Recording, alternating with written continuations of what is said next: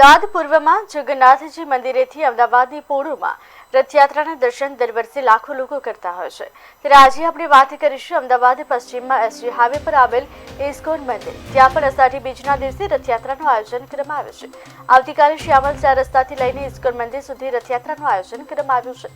હજારો ભાવિ ભક્તો આ રથયાત્રામાં લાભ લેશે. આવતીકાલે અષાઢી બીજમાં રથયાત્રા સંદર્ભે જોકે ઇસ્કોન મંદિર ખાતે હરીશ ગોવિંદાસજી સાથે પણ વાત કરવામાં આવી.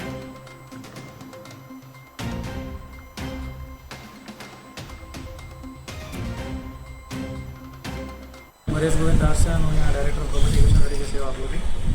સો આવતીકાલે જગન્નાથજીની રથયાત્રા છે અને અમદાવાદ શહેરમાં આપણે જાણીએ છીએ કે જમાલપુર જે જગન્નાથજી છે એ તો બહુ વિશાળ અને ભવ્ય રથ નિર્દેશ છે દર વર્ષે છેલ્લા ઘણા વર્ષોથી. પણ પશ્ચિમ વિસ્તારની અંદર ઇસ્કોન મંદિર બી છેલ્લા 16 વર્ષથી રથયાત્રા નીકાળે છે ભગવાન જગન્નાથ બલદેવ સુભદ્રાજીની. અને આ વખત 16મી રથયાત્રા છે ઇસ્કોન મંદિરની.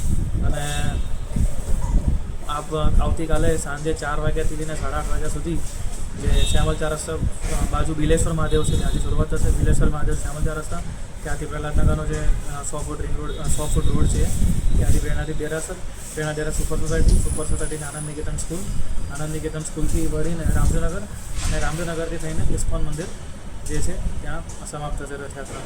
સો રથયાત્રાની અંદર બધા ભક્તો જે છે કન્ટિન્યુઅસ 4 કલાક સુધી કીર્તન ચાલતું રહેશે. વિવિધ કીર્તન પાર્ટીઝ છે. સાથે સાથે અમારા આખા રથ દરમિયાન કમસે કમ 500 કિલોથી વધારે ખીચડીનું વિતરણ થશે. સાથે સાથે 300 કિલોથી વધારે મગ છે, બુંદી છે, બુંદી જે ભગવાન પ્રસાદ 500 કિલોની બુંદી તૈયાર કરવામાં આવી છે રથયાત્રાના વિતરણ કરવા માટે.